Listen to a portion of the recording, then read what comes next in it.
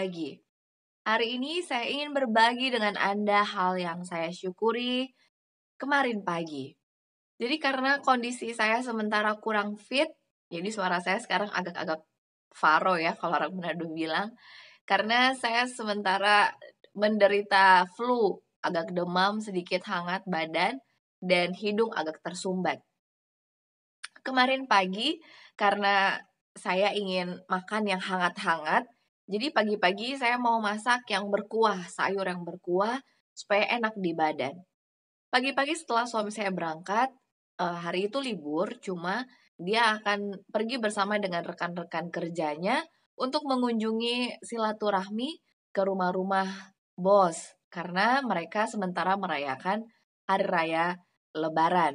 Jadi suami saya sudah berangkat pagi-pagi dan saya hanya akan masak untuk makanan saya hari itu. Saya pun mulai mempersiapkan semua bahan baku yang diperlukan. Sudah selesai saya iris, tinggal saya masak.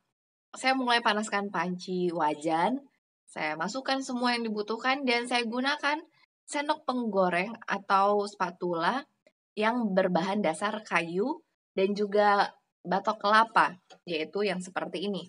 Ini gagangnya dari kayu, ini untuk sendok gorengnya, sendok aduk-aduknya bahannya dari batok kelapa.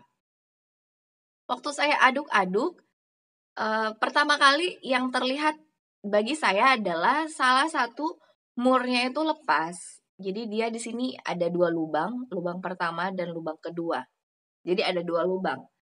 Waktu saya aduk-aduk kuah sayurnya, saya lihat sudah mulai goyang gagang dari sutilnya ini karena satu murnya lepas. Tapi karena saya sementara kurang fit, sense saya ini indera untuk mengerti sesuatu kurang berjalan dengan baik. Saya hanya berpikir biasa saja. Oh, hilang satu murnya, nggak apa-apalah, yang penting masih bisa dipakai. Saya nggak tahu itu hilang di mana. Apakah saat saya aduk atau memang sebelum saya ambil sudah hilang dia mur satunya.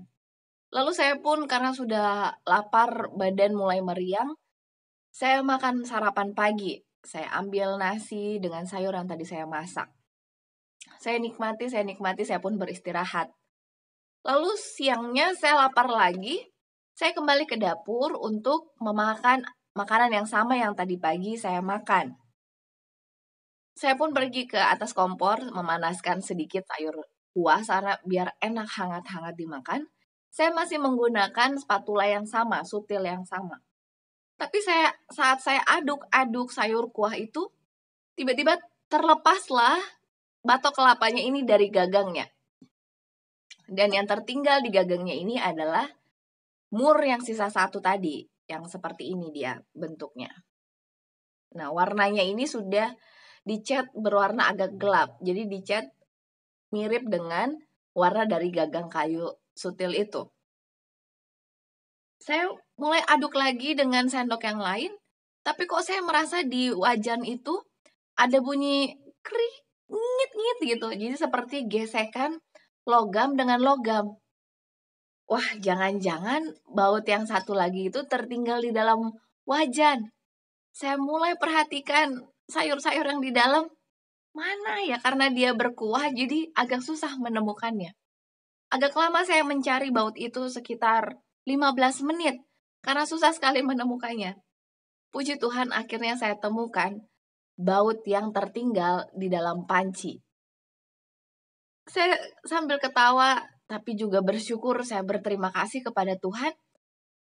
Puji Tuhan baut itu tidak saya makan karena bentuknya begitu kecil dan ini bisa saja tidak terlihat oleh mata saya jika saya terus menikmati makan siang saya.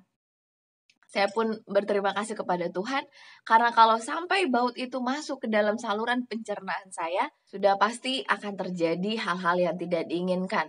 Baik itu usus saya robek ataupun penyakit yang lain. Karena dulu waktu kecil saya pernah makan uang logam, koin, saya telan, lalu dia keluar lagi di kotoran. Jadi saya rasa memang ada benda-benda tertentu yang memang akan melewati saluran pencernaan kita dan bisa keluar lagi. Tapi karena mur ini cukup tajam, saya rasa itu akan tersangkut di saluran pencernaan saya. Tuhan begitu baik, saya disadarkan akan mur yang tertinggal di dalam wajan. Inilah hal yang saya syukuri. Saya rindu Anda pun dapat memiliki hal yang Anda syukuri. Mulailah dari hal-hal yang sederhana, yaitu hal-hal yang kecil. Baik, judul bacaan renungan pagi kita hari ini di tanggal 15 Mei ialah dalam pengendalian diri yang positif. Ayat intinya tertulis di dalam Yesaya 53 ayat yang ke-7. Dia dianiaya, tetapi dia membiarkan diri ditindas dan tidak membuka mulutnya, seperti anak domba yang dibawa ke pembantaian, seperti induk domba yang keluh di depan orang-orang yang menggunting bulunya. Ia tidak membuka mulutnya. Penjelasannya, satu kelompok datang tanpa pengendalian diri, mereka tidak mengekang kemarahan atau lidah mereka, dan sebagian mereka mengatakan diri mereka adalah pengikut Kristus, tetapi sesungguhnya tidak. Yesus tidak memberikan teladan seperti itu kepada mereka.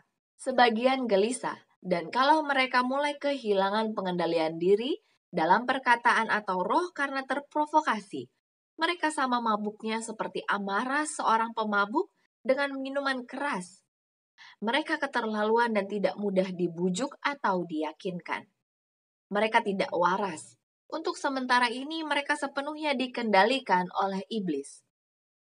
Setiap pertunjukan kemarahan ini melemahkan susunan saraf dan kemampuan moral dan membuatnya sulit mengekang provokasi lain. Dalam keadaan ini hanya ada satu obat, pengendalian diri yang positif dalam segala keadaan. Usaha untuk masuk ke dalam tempat yang menyenangkan, di mana diri pribadi tidak akan diganggu, boleh jadi berhasil untuk sementara waktu. Tetapi iblis mengetahui kemana menemukan jiwa-jiwa yang malang ini dan akan menyerbu mereka pada titik-titik lemah mereka berulang-ulang dan berulang-ulang. Mereka akan terus susah selama mereka banyak memikirkan diri pribadi mereka. Tetapi ada pengharapan bagi mereka. Biarlah hidup ini yang dilanda angin ribut pertentangan dan kecemasan dibawa berhubungan dengan Kristus, dan kemudian diri pribadi tidak lagi menuntut supremasi. Mereka harus merendahkan diri mereka, mengatakan dengan terus terang, "Aku telah berbuat salah. Maukah engkau mengampuni aku?" Karena Allah telah berfirman bahwa kita harus memadamkan kemarahan kita sebelum matahari terbenam. Inilah satu-satunya cara yang aman untuk menuju kemenangan. Banyak orang merawat kemarahan mereka dan dipenuhi dengan perasaan dendam dan perasaan benci. Lawanlah perasaan-perasaan yang salah ini, dan engkau akan mengalami perubahan besar dalam pergaulanmu dengan sesamamu manusia. Bila mana diri berhenti, bergumul untuk mencari keunggulan, dan hati bekerja dengan roh suci, jiwa berada dalam ketenangan, maka kemudian peta Allah dicerminkan dalam hati. Aplikasi bagi kita hari ini, Tuhan mengingatkan kembali kepada kita semua untuk dapat mengendalikan diri kita, terutama untuk hal amarah, kemarahan, kebencian kepada orang lain. Dan ketika orang lain menyampaikan permintaan maafnya kepada kita, adalah kewajiban kita untuk mengampuni. Mari dengan pertolongan Tuhan kita lakukan hal itu hari ini. Slogan kita awali hari ini dengan renungan pagi. Baiklah, mari kita semua untuk saling mendoakan. Tolong doakan saya juga agar saya pun lekas pulih dan dapat kembali beraktivitas seperti semula. Jika juga di antara Anda ingin didoakan, tuliskanlah usulan doa Anda di kolom komentar di bawah ini. Dan di kolom yang sama, saya juga ingin membaca hal-hal yang Anda syukuri. Dengan berbagi, kita turut memberikan berkat juga kepada orang lain yang membacanya. Terima kasih banyak, esok hari kita akan lanjutkan bacaan renungan pagi kita. Sampai jumpa, tetap jaga kesehatan kita, dan mari kita terus memohonkan berkat Tuhan menjadi bagian kita semua dan orang-orang yang kita kasihi. Amin.